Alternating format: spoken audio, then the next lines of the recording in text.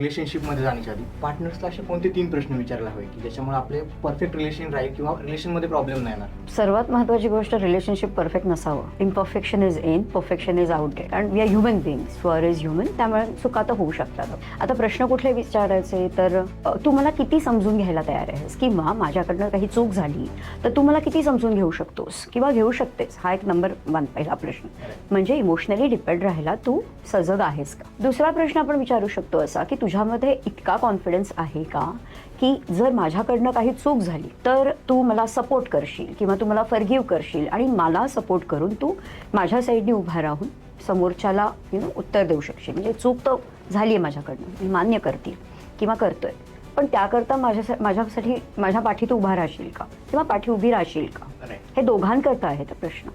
आणि तिसरा महत्त्वाचा मुद्दा असा येतोय की जर आपल्या बोलण्यातनं आर्ग्युमेंट झाल्या किंवा काही आपलं भांडण जरी झालं तरी सुद्धा ते सॉल्व्ह करण्याचं करेज आपल्याकडे आहे का.